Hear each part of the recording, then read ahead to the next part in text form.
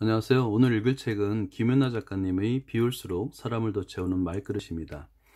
살아오면서 수도 없이 많은 상처를 주거나 또는 받게 되는데요. 그 중에서 이 말로 인한 상처는 정말 대단한 것 같습니다. 말로 인한 상처를 받았을 때 그 상처가 크기도 하지만 깊고 크기도 하지만 오래 지속되는 면에서는 정말 다른 상처에 비유할 때가 아닌 것 같아요. 그래서 이 말로 인한 상처를 주고 또는 받지 않도록 이렇게 지혜를 얻고자 이 책을 읽게 되었습니다. 겉표지에 있는 내용을 한번 읽어보도록 할게요. 당신의 말그릇을 함부로 버려두지 말라라고 되어 있네요. 이제라도 고쳐야겠죠. 고칠 수 있다면 고치고 싶습니다. 사람들은 저마다 말을 담는 그릇을 하나씩 지니고 살아간다라고 되어 있는데요. 여기서는 이제 말을 담는 어떤 인격 이런 것을 그릇에 비유하는, 그릇이 참 잘 비유가 굉장히 좋은 것 같아요.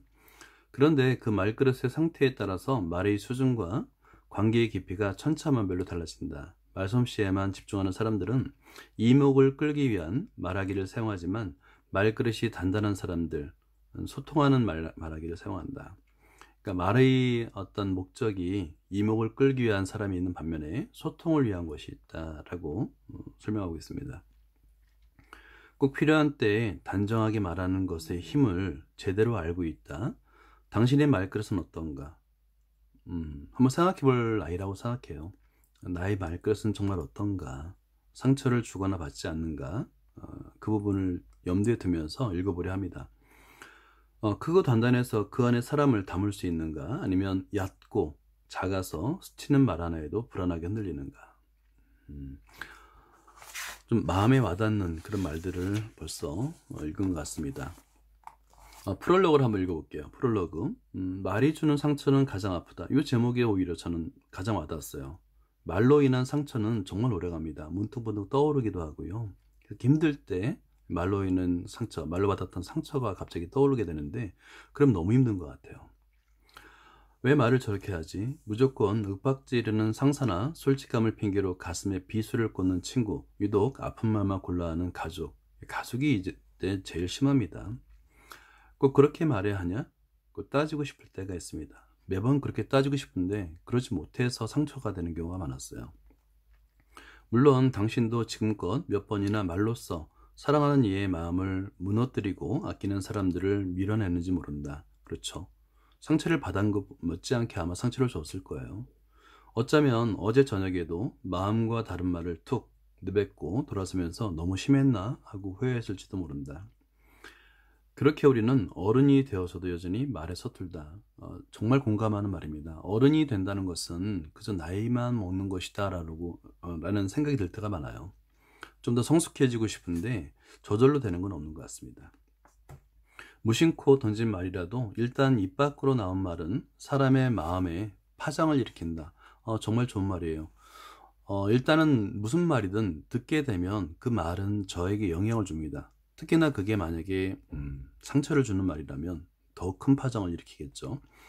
그렇게 할 거면 그만두라 라는 상세의 말에 밤잠을 설치고 해낼 거라고 믿는다 한마디에 힘이 나서 두 팔을 걷어붙인다. 말은 사람을 들었다 놨다 할 만큼 힘이 세다. 정말 힘이 센 것 같아요.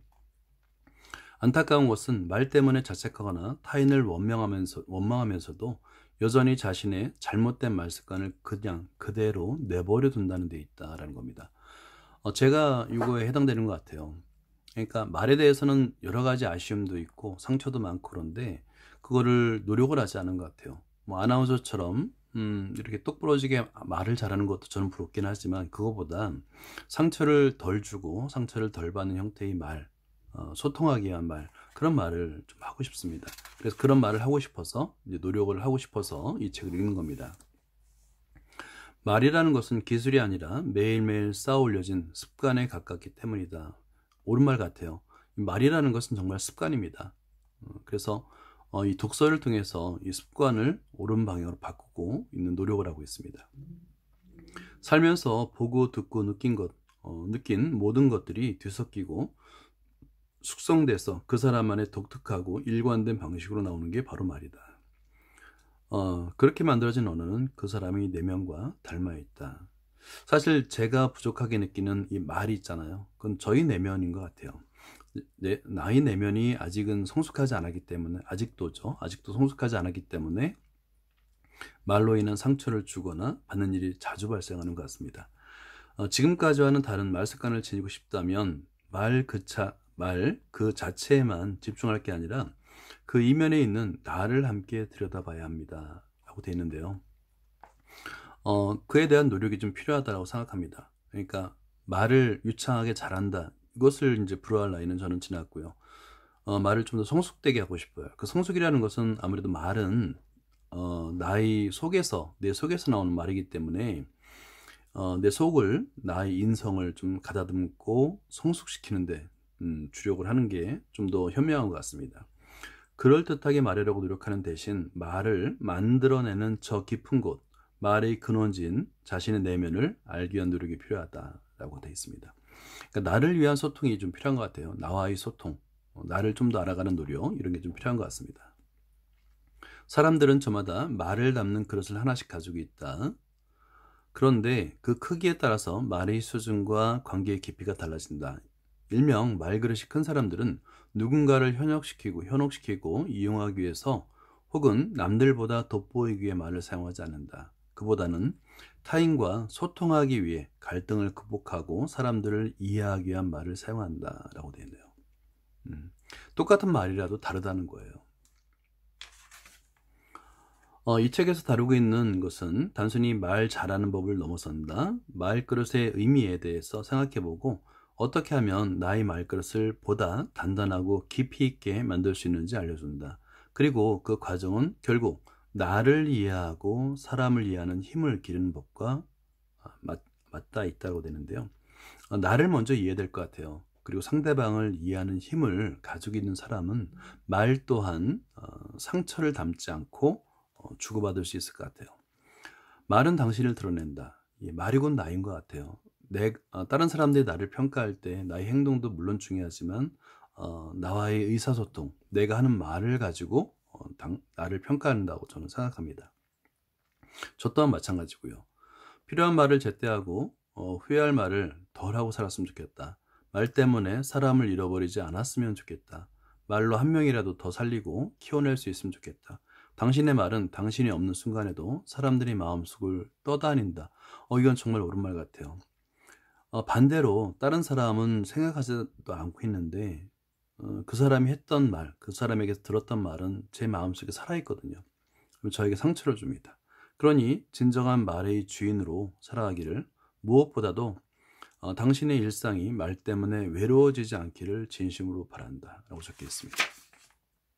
자, 오늘 읽고 싶은 부분은 파트 1이에요. 말 때문에 외로워지는 사람들인데요. 이 내용들을 한번 읽어보도록 하겠습니다. 당신의 말은 당신을 닮았다.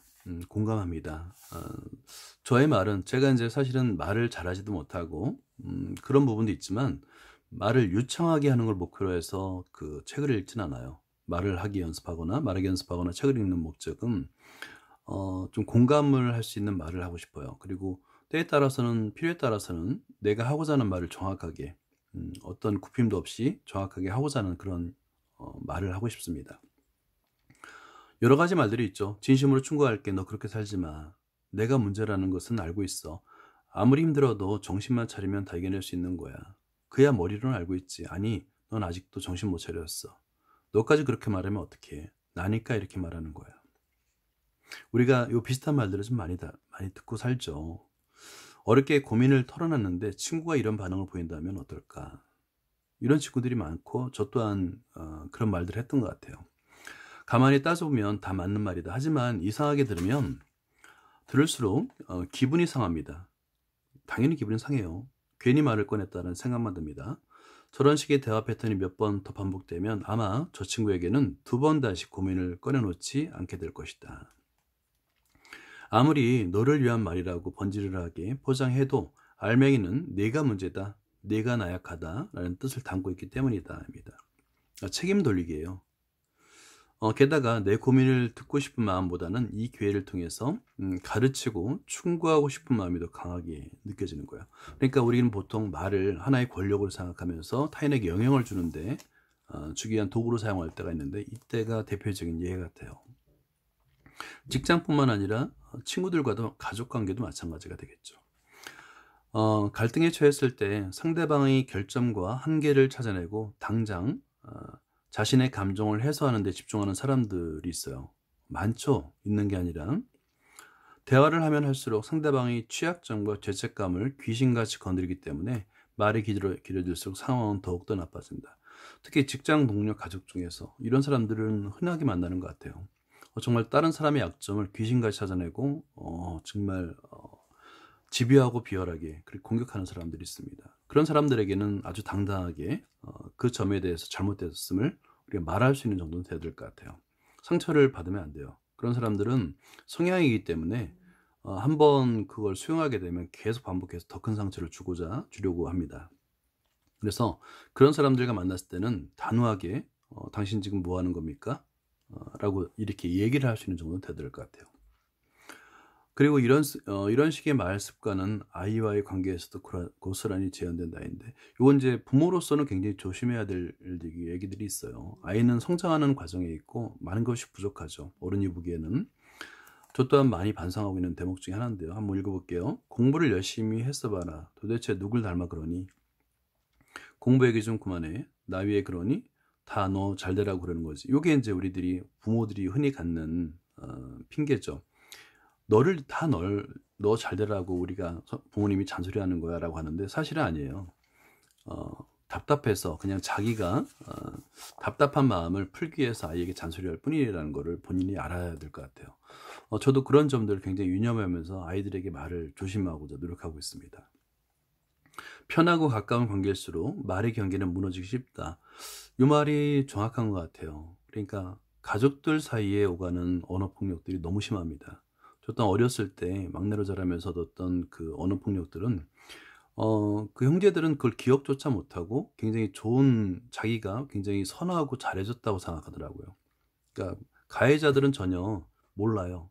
피해자만 그걸 기억하고 있을 뿐이기 때문에 이런 것들은 그 습성을 끊어주는 게 중요합니다. 감정과 말을 다듬어야 할 필요성을 별로 느끼지 못하기 때문에 여과 없이 말을 던지게 된다. 하지만 안타깝게도 이러한 관계 속에서 생기는 말의 상처야말로 가장 깊은 상처를 남긴다. 그렇죠. 이거는 나이가 적다라는 이유로 또는 뭐 직위가 낮다는 이유로 받았던 그 상처를 받은 사람만이 간직한 거지, 그 가해자는 기억도 못하고 오히려 즐거웠던, 본인은 스트레스를 해소했으니까요. 그런 기억이 남더라고요. 그래서 일단 지금은 나이가 들고 어느 정도 말을 할 수 있는, 만약에 나이가 됐다면 이제는 끊어줘야 됩니다.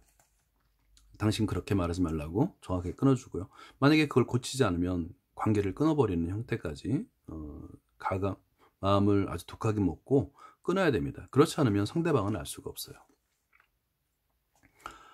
당신이 그 말을 사용하는 이유 한번 볼까요? 도대체 사람들은 왜 그렇게밖에 말을 못하는 거죠? 그 사람과는 말이 안 통해요. 말해놓고 후회할 때가 많아요. 어떡하죠? 어떻게 하면 사람들과 잘 지낼 수 있을까요? 상처받지 않으려면 어떻게 하나요? 상처를 본인이 허락하면 안 됩니다. 저 또한 이제 사실은 수많은 말로 인한 상처를 가지고 있고, 저도 아마 누군가에게 상처를 줬을 거예요. 그런데 곰곰이 생각해 보면 상처는 제가 받은 거예요. 다른 사람이 준 것도 있지만 제가 허락한 겁니다. 그 상처를 받는 거로. 근데 지금은 이제 그렇진 않죠. 어떤 사람이 아주 집요하게 나의 약점을 잡고 울고 늘어지는 그런 상황, 또는 말을 아주 무례하게 할 때는 그 앞에서 당당하게 얘기합니다. 그딴 식으로 얘기하지 마세요. 말을 끊어버려야 됩니다. 왜냐하면 그 사람은 그냥 비열한 사람일 뿐입니다. 사람으로 인정하지 않으면 되는 거예요. 근데 그렇게 하지 않으면 그 사람은 계속 반복해서 나에게 상처를 주려고 시도할 것이고, 저는 상처를 받을 수밖에 없는 거죠. 끊어주는 어떤 용기가 좀 필요합니다. 그때의 말도 좀 필요해요. 직업 특성상 말 때문에 힘들어하는 사람들을 자주 만나게 된다. 누군가에게 화가 나 있는 사람도 있고, 외로움을 호소하는 이도 있고, 같은 자리를 맴돌며 달라지지 않는 자신을 원망하는 사람도 있습니다. 정말 수많은 사람들이 있고요. 저도 그 중에 하나입니다. 그런데 우리는 수없이 상처를 받으면서 또 다시 사람들에게 다가가서 말을 나누고자 하는 것일까? 왜 포기하지 않는 것일까? 바로 관계 안에서 안정감과 소속감을 느끼고 인정과 사랑을 확인하며 위로와 용기를 채우고 싶기 때문이다. 이 말 굉장히 동감이 되고요. 공감을 하는데, 이제 뭐냐면 만약에 사람들로부터 수많은 상처를 받았다고 해서 나는 자연이다처럼 아예 산으로 들어가는 것은 현명하지 못하다는 생각이 듭니다. 물론 그분들도 존중합니다. 근데 그런 선택도 있지만 다른 선택도 가능하다는 거예요. 그러니까 아주 대부분의 사람들이, 아주 많은 사람들이 비열합니다. 비열하게 말을 하고 상대방의 약점을 집요하게 찾아드는 사람들이 있어요. 무례하고요. 근데 그 사람들에게서는 강하게 그딴 식으로 살지 말라고, 또는 그딴 식으로 말하지 말라고 그 앞에서 얘기하는 겁니다. 그러면 그 사람들은 비열하기 때문에 강자 앞에서는 감히 약점을 찾아서 덤비려고 생각을 못해요. 그런 사람들 끊어주고요. 그 중에는 정말 상대방을 이해해주는 사람들이 있어요. 착한 사람들이 있습니다. 그런 사람들과 대화를 나누면 되는 거예요. 그런 어떤 선택이 필요하다고 저는 생각합니다. 하지만 요즘에는 말하기를 주도권이라 생각하는 사람들이 많아졌다. 말을 권력이라 여기면 곧 그것으로 사람을 통제하고 싶은 유혹에 빠지게 된다. 가르치고 바꾸고 조종하고 원하는 방향으로 이끌고 싶은 욕심 때문에 말 안에 사람을 담지 못한다. 이런 사람들이 있는데요. 이런 정도면 사실은 굉장히 점잖은 거죠. 이런 정도의 사람이면 굉장히 성숙한 사람인 거고요. 실제적으로 우리가 사회에서 만나는 사람들은 이 정도에 해당되는 사람들은 그렇게 많지는 않고요. 대부분은 좀 굉장히 비열한 사람들이 굉장히 많습니다. 관계는 통제의 언어로 지속되지 않는다. 그렇죠. 끊어야 됩니다. 통제의 언어를 사용하거나 아니면 비열한 말을 수시로 내뱉는 사람들은 끊어줘야 되는 거지 절대 관계를 맺으면 안 돼요. 사람에게는 자신의 고유성을 확인하고 싶은 욕구가 있기 때문에 그것을 억지로 바꾸려 들거나 강요하면 관계는 끊어진다. 저는 오히려 이 작가님의 말은 이제 관계를 소중하게 하라는 말인 것 같은데 저는 오히려 반대입니다. 다르게 생각하는데요. 비열한 말을 내뱉는 사람들과는 일단 끊을 각오로 그거를 정확하게 상대방이 그런 말을 하지 못하도록 내 앞에서요. 적어도 내 앞에서는 하지 못하도록 끊어줘야 됩니다. 그따위로 말하지 마세요라고 말을 해줘야 됩니다. 그렇게 단도직입적으로 말하지 않으면 비열한 사람들의 특징이 사람들이 약점을 파고드는 건데요. 끊임이 없어요. 끊임없이 뒤에서든 앞에서든 상처를 주는 말을 계속 반복합니다. 그런 거를 끝맺는 방법 중에 하나가 바로 정확하게 그 앞에서 그딴 식으로 말하지 마세요. 이유가 뭡니까? 라고 말을 해줘야 됩니다. 진심이라는 함정인데요. 가까운 이들의 불통 문제 때문에 힘들어하는 사람들에게는 또 다른 특징이 있다. 너무 자주 진심이라는 찬스를 꺼낸다는 점이에요. 근데 진심으로 말할게. 이런 말은 사실은 저도 굉장히 싫어합니다. 저도 안 하려고 노력하고 있고요. 진심이란 말을 굳이 할 필요가 없어요. 왜냐하면 진심인지 아닌지는 듣는 사람이 정확하게 알 수 있습니다. 하는 사람이 알 수 있는 게 아니에요. 안타깝게도 진심이란 말은 사용하면 사용할수록 그 진정성이 사라집니다. 세상에는 세 가지 종류의 연결이 있습니다. 바로 자신과의 연결, 타인과의 연결, 세상과의 연결인데요. 제가 이 세 가지 연결 중에서 가장 안타까운 점이 뭐냐면 자신과의 연결을 위해서 노력을 하지 않았다는 거예요. 그러니까 나를 좀 더 알고자 많은 노력을 했었어야 되는데요. 오히려 타인과의 연결에 신경을 많이 쓰다 보니까 나를 알지 못하고 타인을 배려했던 거예요. 그러니까 타인이 아까도 말했듯이 정말 비열한 말을 하고 상처 주는 말을 습관적으로 하는 사람들에게조차도 그 사람들과의 관계를 생각해서 참는 거죠. 받아들이고. 그러다 보니까 수많은 상처들을 안고 사는 건데 그거는 만약에 내 자신과의 연결을 우선적으로 생각했다고 한다면 사실은 그거를 감당해내거나 아니면 상처로 받아들이지 않거나 아니면 끊어줄 수 있었던 것 같아요.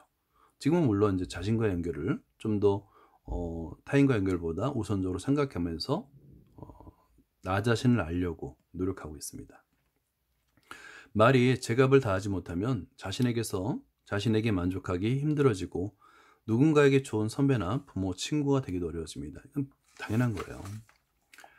물론 세상은 넓은 시각에서 바라보고 다만하기도 버거워진다. 근데 중요한 거는 나와의 연결인 것 같아요. 나와의 연결이 정확하고 올바른 사람들은 타인과 연결도 충분히 상처를 주거나 받지 않으면서도 공감할 수 있는, 소통할 수 있는 말을 할 수 있는데 반해서 그 반대의 경우는 좀 어렵죠. 결국에는 상처를 받을 수밖에 없어요. 말그릇이 큰 사람입니다. 15살짜리 소녀가 지금 당장 결혼하고 싶어 한다면 당신은 그녀에게 어떤 말을 해주고 싶은가? 이런 질문을 한다고 그래요. 이거는 이제 실험 데이터에 나오는 질문인데요. 이게 제목이 뭐냐면 베를린 지혜 프로젝트입니다. 지혜로운 사람에게는 어떤 특징이 있을까를 조사하기 위해서 이런 질문을 던진다고 하는 거예요. 그러면 대부분은 15살이라는 어린 나이에 결혼을 한다고 하면 좀 이해하기 어렵죠. 그래서 안 돼, 15살에 결혼이 미친 짓이지 라고 일반적으로 말하는 데 반해서 지혜로운 사람은 쉬운 질문처럼 보이지만 사실은 쉽지 않은 질문이라는 걸 간파한다는 거죠. 15살에 결혼하는 건 누구나 다 반대하는 건데, 하지만 특수한 경우라는 게 있을 수 있으니까 그 점을 생각해야 된다는 거예요. 예를 들어서 그녀에게 살 날이 얼마 남지 않았다면, 아니면 부모 친척 없이 이 세상에 홀로 남겨졌다면, 혹은 일찍 결혼하는 문화권에 사는 소녀일 수도 있고요. 무엇보다 우리는 충고하기 전에 먼저 그녀와 대화를 나눠봐야 한다. 그렇죠. 그녀가 원하는 것이 진정으로 무엇인가, 그걸 먼저 알고 답해야 된다는 거예요. 그래서 그녀의 상황과 감정과 마음에 대해서 먼저 알아봐야 된다. 이게 지혜로운 사람들의 특징이라는 거예요. 무엇이 그들을 지혜롭게 했을까라는 책에 수록되어 있는데요. 도저히 이해할 수 없는 상황이나 상식적으로 받아들일 수 없는 사건에서도 감정을 다스릴 수 아는 것. 그렇죠. 지혜로운 사람들은 도저히 상식적으로 이해 안 되는 행동을 해요. 그래도 감정을 일단 다스린다. 그리고 고정된 관점을 고집하는 대신 상황의 맥락을 이해하고 유연한 태도를 보일 줄 아는 것 등이 바로 현명한 사람들의 특징이라는 겁니다. 시각이 고정되어 있으면 사실은 대상을 이해하는 것은 거의 불가능하다고 봐요. 받아들일 수가 없으니까요. 하지만 상대방이 저런 행동을 하는 이유가 있지 않을까라고 일단은 먼저 생각해 보는 거죠. 이런 사람들이 바로 말그릇이 큰 사람이라는 겁니다. 그릇이 넓고 깊은 사람은 상황과 사람, 심지어 그 상황과 사람을 바라보는 자신의 입장까지 고려해서 말한다. 살면서 만들어진 말그릇이 차이 때문이다. 말은 한 사람이 갖고 온 내면의 깊이를 드러내기 때문에 말그릇을 키우기 위해서는 먼저 내면이 성장해야 된다. 옳은 말인 것 같아요. 내면이 성장한 사람들은 아무래도 생각 자체가 일단 먼저 자기 자신을 충분히 이해하고 상대방을 이해할 수 있기 때문에 말도 달라질 수 있는 것 같습니다. 사람은 자신의 품만큼 말을 채운다. 말그릇이 큰 사람들은 공간이 충분해서 다른 사람의 말을 끝까지 듣고 받아들인다. 그렇죠. 말을 하다 보면 어떤 사람들은 조급해서 잠깐 하면서 내 말을 끊는 사람들이 굉장히 많은데 반해서 어떤 사람들은 끝까지 들어줘요. 근데 그 차이가 무엇이냐? 바로 말그릇의 차이라는 거예요. 사람마다 가지고 있는 다름과 특별함을 이해하고 있기에 말 자체를 평가하거나 상대방의 말하기 실력을 비난하지 않는 것이다. 말그릇이 큰 사람들의 특징이죠. 이런 사람들은 말 때문에 쉽게 흔들리지 않는다. 말과 사람을 분리해서 바라볼 수 있기 때문에 상대방이 아무리 날카로운 말로 자신의 마음을 들쑤셔도 그것 때문에 진정한 자신의 모습을 의심하지 않는다라고 되어 있네요. 그러나 분명히 말해야 할 상황에서는 물러서지 않는다. 저는 요점이 제일 중요하다고 생각해요. 그러니까 어린 나이에, 그러니까 경험이 적은 나이에는 이렇게 말하기가 좀 어려워요. 하지만 결국에는 분명하게 말해야 할 상황에서는 물러서지 않아야 됩니다. 정갈하고 정확하게 자신의 메시지를 전달한다. 딱 필요한 순간에 꽉 찬 말이 나온다. 그것은 세련된 말과는 다르다. 기교가 아니라 기세에 가깝다. 그렇죠. 정말 무례하고 비열한 말들을 일삼는 사람들 앞에서 한 번은 실수라고도 인정해 줘도 돼요. 근데 두 번째 만약에 그랬다면 지금 그렇게 말하는 이유가 무엇인지, 아니면 그딴 식으로 말하지 말라라고 정확하게 두 눈을 똑바로 뜨면서 분명한 어조로 다 말을 해야 됩니다. 다시는 그 사람이 내 앞에서 비열한 말을 하지 않도록 이렇게 말을 해야 됩니다. 그래야지만 그 사람을 멈출 수가 있는 것 같아요. 그래서 때로는 분명하게 말해야 할 상황에서는 물러서지 않고 정확하게 내 의견을 말해야 됩니다. 그러면 비열한 사람들의 특징이 뭐냐면 정말 비열해요. 그러니까 그전에는 만만해 보이니까 온갖 말들을 만들어내면서 거짓말하면서 상처를 주다가도 저 사람 만만하지 않다라고 하면 그 앞에서는 깨갱합니다. 다음부터는 말 조심하고 눈치 보고 그런 행동들을 해요. 그 비열한 사람들의 특징입니다. 듣고 싶은 말을 해줄 수 있다면인데요. 내가 듣고 싶은 말이 있어요. 그죠? 누군가에게 우리가 고민을 털어낼 때 나는 그 사람에게 해결책을 원하는 경우는 그리 많지는 않습니다. 어떤 위로를 받고 싶은 경우가 있어요. 살면서 우리는 다양한 크기의 말그릇을 지닌 사람을 만난다. 회사 다니는 게 힘들어요. 제 적성에 맞는지도 모르겠고요. 요즘 같으면 딱 그만두고 싶은데 할 수 있는 일이 이것밖에 없으니 그만두기도 겁나. 이런 고민들은 누구나 다 하는 고민이에요. 그러니까 사회 초년생만 하는 게 아니라 저처럼 25년 이상 직장생활을 한 사람도 내가 지금 잘하고 있는 건지 항상 고민합니다. 근데 누군가는 배부른 소리 하고 있는데 야 나는 이것보다 더 했어. 이런 반응들을 보이는 사람들이 있죠. 정해진 대답 대신 오히려 내게 질문을 던졌다. 먼저 가본 길인데도 아는 척하면 나서지 않고 스스로 생각을 정리할 수 있게 도와주었다. 이게 뭐냐면 그런 말을 똑같이 다른 사람들에게 해봤는데 어떤 사람들은 이런 질문을 한다는 거예요. 아이에 대한 질문이었는데요. 둘째를 낳을지 말지 고민하는 그런 질문을 던졌을 때 그런데도 둘째를 쉽게 포기하지 않은 이유가 뭐예요? 이유가 있어요? 하고 먼저 질문해 주는 거예요. 그러니까 먼저 내가 고민하는 이유에 대해서 궁금한 사람들이 있습니다. 그런 질문을 해주는 사람. 그러면 이제 대화가 되는 거예요. 인생의 중요한 선택을 스스로 검토할 수 있도록 자리를 만들어준 사람입니다. 그죠? 다시 한번 생각해 보게끔. 내가 어떤 고민을 하고 있는데 그 고민의 내면이 무엇인가, 내면의 이유가 무엇인지를 다시 한번 생각해 보게 하는 그런 사람들이 있어요. 자연스럽게 깨닫게 될 때까지 따뜻하고 세밀한 기술로 배려해준 사람을 만났을 때는 힘을 얻게 되죠. 이런 사람들은 정말 힘을 주는 사람들 같아요. 말로 영향력을 끼치려 하기 전에 말 그릇 속에 사람을 담는 법을 배워야 되는 이유가 여기에 있다고 생각합니다. 이 제목은 저는 정말 100% 공감합니다. 저절로 좋아지는 것은 아무도 없습니다. 저절로 나아지는 것도 없어요. 그러니까 제가 아주 오랜 기간 우울증을 앓았었는데요. 좀 나아지겠지라는 막연한 기대를 가지고는 도저히 헤어나올 수가 없겠더라고요. 일단 당장 내가 스스로 무엇인가를 하지 않으면 아무것도 좋아지지 않는구나. 저절로 좋아지는 것은 아무것도 없다라는 것을 인지하고 무엇인가 아주 간단한 걸 해야 돼요. 제가 선택했던 건 뭐냐면 걷는 겁니다. 책을 읽고 그 다음에 용기를 내서 밖에 나가서 걷고 이런 것부터 시작됐어요. 제가 나아지기 시작한 건요. 여기서 이제 도자기 공방에 대한 얘기가 나오고 있는데 얼마 전부터 다니기 시작한 도자기 공방에서 나는 어떤 마음으로 말그릇을 다듬어야 할지를 깨달았답니다. 취미로 시작한 일이라 만만하게 여겼는데 웬걸 흙을 빚어 그릇을 만들어내는 일은 결코 쉽지 않았습니다. 눈대중으로 두들기다 보면 어느새 바닥은 울퉁불퉁, 모양은 들쑥날쑥 균형을 잃기 일쑤였다. 게다가 그렇게 어물대다 보면 급기야 반죽에 쩍쩍 금이 가곤 했다. 잘한대죠. 진땀을 흘리고 있는 내게 선생님이 이런 말씀을 했다. 그릇을 빚다 보면 자꾸 틈이 생기고 구멍이 보이고 결이 갈라지기 시작해요. 흙의 특성 때문이죠. 그럴 때 번거롭다고 그냥 두면 모양도 흐트러지고 나중에 구울 때 꼭 깨져버려요. 아무것도 담을 수 없는 쓸모없는 그릇이 되지요. 가장 중요한 것은 기초 작업이에요.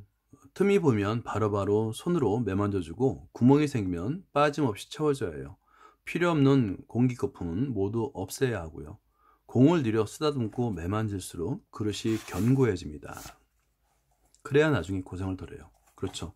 가장 중요한 건 기초예요. 그 말을 하고 싶은 거죠. 순간 내가 만들고 있는 이 그릇이 우리의 말그릇과 닮아있다고 생각했다. 처음부터 온전한 게 어디 있을까? 누구나 살면서 말 실수하고 말에 속기도 하고 말 때문에 관계가 틀어지는 아픔도 당연히 겪죠. 다만 그 말에 관심을 기울이고 나의 말을 더 나은 방향으로 바꿔보겠다고 결심하면 그때부터 말그릇을 조금씩 성장하게 마련이다. 그죠? 일단은 관심을 가져야 될 것 같아요.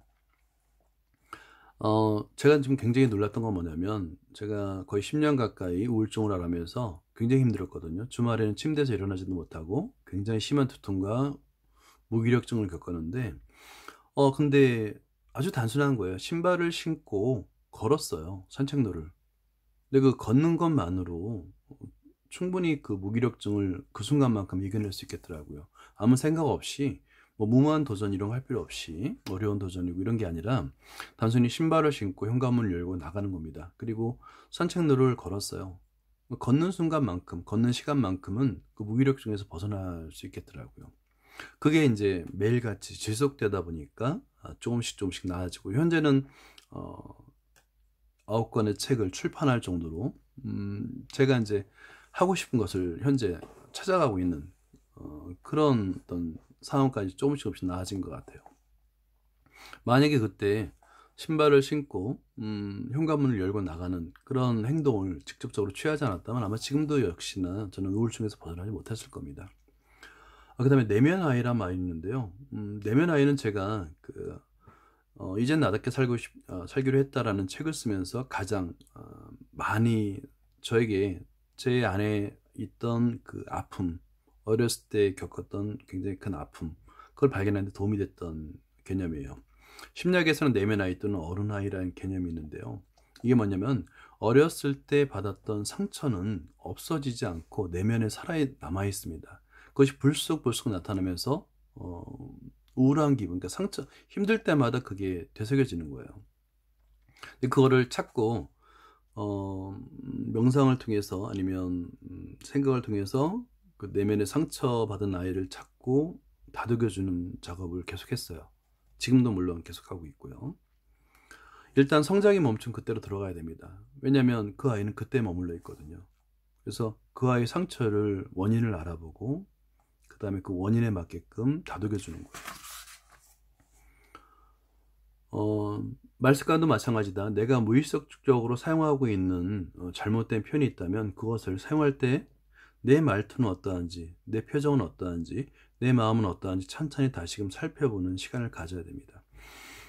그래서 내면을 바라보는 그런 시간 있죠. 내면과 만나는 시간은 정말 필요한 시간 같아요. 물론 이렇게 독서하는 시간도 굉장히 좋은 것 같긴 하지만 좋지만 그에 못지않게 아침에 1시간 아니면 아침에 잠깐이라도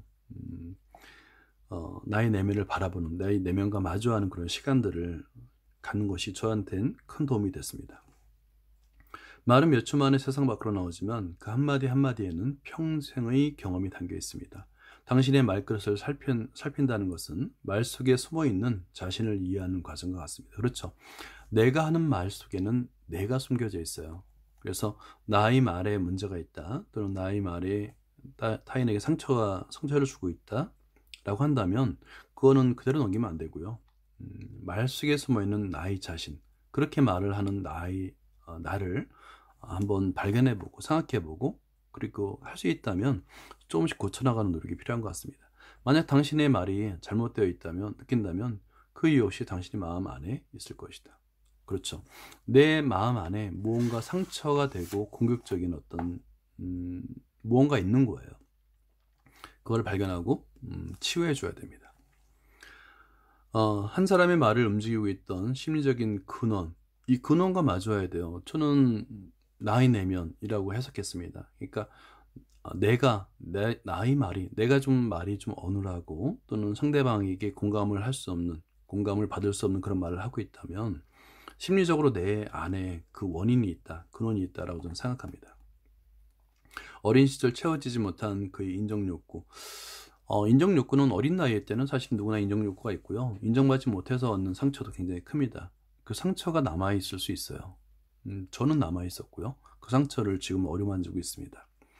자신을 이해하는 과정을 거치고 난 후에는 비로소 우리는 다른 사람의 생각을 듣고 존중하는 대화 기술을 연습할 수 있습니다. 그러니까 지금은 많은 책들이 다른 사람의 생각을 듣고 존중하는 대화 기술, 이 대화 기술에 초점을 맞추는데 저는 오히려 그 반대라고 생각합니다. 그러니까 대화 기술도 중요하긴 해요. 근데 이 대화 기술을 올바르게 키우기 위해서는 그 먼저 자신을 이해하는 과정이 먼저 필요하다. 그게 가장 먼저 우선시 되어야 된다고 생각합니다.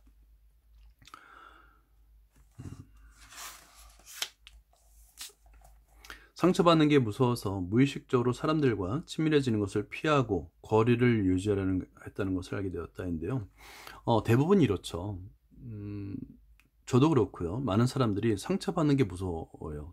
솔직히. 그러다 보니까 사람들과의 관계를 좀 멀리하는 것이 좀 더 편하게 느껴지죠. 혼자 있을 때 좀 편하게 느껴지는데 그것도 한 가지 방법이긴 해요. 왜냐하면 저는 어느 정도 시간은 좀 필요하다고 생각하기 때문에 그렇습니다. 하지만 근본적으로 상처받지 않을 수 있는 대화 방법, 이걸 한번 생각해 볼 필요도 있어요. 아까 말한 대로 상대방이 무례하고 비열한 인간일 수도 있어요. 그런 사람에게는 당당하게 그 사람이 그런 말을 하지 못하도록, 내 앞에서 그런 말을 하지 못하도록 아주 정확하게 말을 할 필요가 있고요. 근데 반면에 내가 대화했던 기술이 부족해서, 또는 나의 내면이 부족해서 받는 상처란다면 그거는 고쳐보려고 노력하는 그런 노력이 필요하다고 생각합니다. 말이 퇴행된 지점을 살펴보면 대부분 크거나 작은 마음의 균열이 남아 있습니다. 균열을 매만져 주지 않으면 불필요한 곳에 힘이 실린다, 과부하가 걸린다라고 되어 있는데요. 이건 맞아요. 그러니까 제가 어떤 마음의 상처를 많이 안고 살고 있는 한 다른 사람의 상처를 보듬어 주거나 아니면 소통을 원활하게 할 수는 없어요. 그래서 어느 시점에선가 또 어느 부분에선가 내가 만약에 마음의 상처를 받은 부분이 있다면 그걸 한번 꺼내서 어루만져주고 원인을 파악해주고 그 다음에 할 수 있다면 위로해주는 겁니다. 그게 치유가 된 다음에 다른 사람의 말도 들을 수 있고, 때로는 다른 사람의 상처도 어루만져 줄 수 있는 거예요. 그보다 중요한 것은 말을 그렇게밖에 할 수 없는 나를 이해하는 것입니다. 말의 장막을 걷어올린 후 숨은 이유를 찾아내야 무엇부터 다시 시작할지 정리할 수 있습니다. 그러니까 어떤 말을 내가 했을 때 후회스러운 말을 했어요. 그러면 말을 그렇게밖에 할 수 없는 나가 있는 겁니다. 현재 마음속에.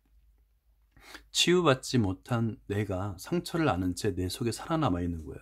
그 상처를 먼저 찾고 치유하는 노력을 먼저 해야 된다고 생각합니다. 그러면 치유된 상처는 여유가 생기고요.